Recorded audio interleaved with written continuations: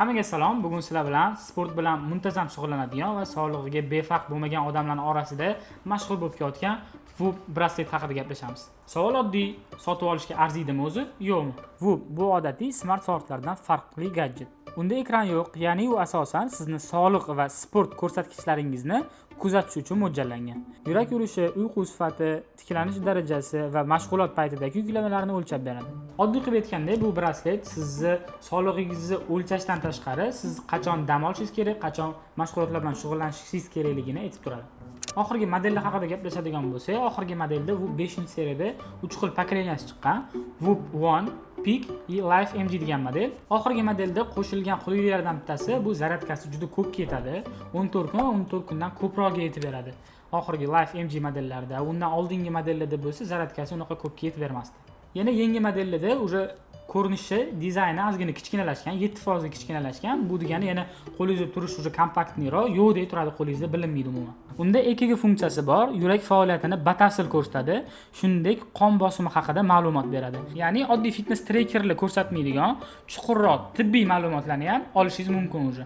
Whoopda yana o'zi eng mashhur qilgan, eng kerakli funksiyalardan bittasi bu sizni uyqu rejimingizni, holatingiz haqida to'liq informatsiya berib turadi. Ya'ni bir kun oldin qanaqa uxladingiz, kunga tayyormisiz, ko'proq yoki kamroq mashq qilishingizni sizga o'lchab, hammasi to'g'risida informatsiya berib turadi. Bu o'zingizga, yuragingizga nagruzkani polностью hisoblaydi. Kuniga bir marta davleningizni o'lchaydi, постоянно yuragingizni o'lchab turadi. Shunda siz ruhiy yoki jismoniy charchaganingizni hisoblab, sizga полный informatsiyani berib turadi va shu orqali siz o'zingizni ruhan yoki jismonan qancha charchayotganingizni bilishingiz mumkin. Bu minuslaridan unda ekran yo'q, sizga hech qanaqa xabar kelmaydi yoki soatni ko'rishingiz mumkin emas. Oddiy braslet bo'lib turadi. Bu narsa kimgadir minus yoki kimgadir plus bo'lishi mumkin. Yana bitta minusidan bu obuna tizimi. Siz Whoop sotib olsangiz bo'ldi, u ishladi degani emas. Unga oylik yoki yillik podpiska sotib olishingiz kerak. Bu ham ortiqcha xarajat degani. Siz olishingiz mumkin bo'lgan 3 oylik, yarim yillik yoki 1 yillik obunani pulini to'lab keyin ishlatasiz. Uchinchi minuslardan bu ularga отдельно remesho sotib olsangiz bo'ladi. O'zidan komplektdan faqat qora remesho chiqadi. Remesholarni alohida sotib olaman desangiz ham, ular ham arzon emas lekin. Yana bitta minuslaridan siz 4-modelga Whoop remesho olgan bo'lsangiz, уже 5-siga tushmaydi. Keling endi Whoopni boshqa smart soatlar bilan solishtirib ko'ramiz. Masalan, Apple Watch 11. Whoop 5 bitta zaryadka bilan 14 kun ishlaydi. Apple Watch 11 bo'lsa 18 soatdan 36 soatgacha o'zini vazifasini bajarib bera oladi bitta zaryadkada. Bu degani Whoopda o'zida zaryadkasi ancha ko'p ketadi, lekin funksionali bo'yicha sizga beradigan qulayliklar bo'yicha Apple Watchda ko'proq qulaylik bor. Whoopda EKG, qon bosimi kabi chuqurroq ko'rsatkichlar mavjud. Apple Watch 11-seriyada ham EKG bor, lekin Whoopda tiklanish va straining monitoring, ya'ni bosim monitoringi yanada chuqurroq ishlatilgan. Ko'rinishga keladigan bo'lsak, Whoop minimalistik, hech qanaqa ortiqcha narsasi yo'q. Kimgadir bu narsa qulay, kimgadir noqulay.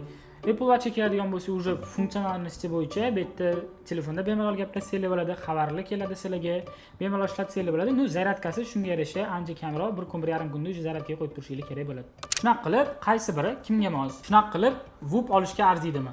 Agar siz sog'lig'ingiz bilan muntazam shug'ullanib, jiddiy sport bilan shug'ullansangiz, olishga albatta arziydi.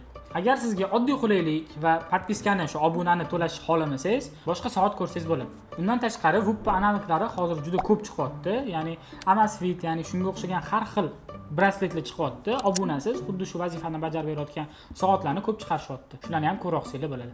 Shunaqa gaplar. Aytgancha, keyingi videolarda yana nimani obzor qilishimizni xohlaysizlar? Kommentariyga yozib qoldiringlar.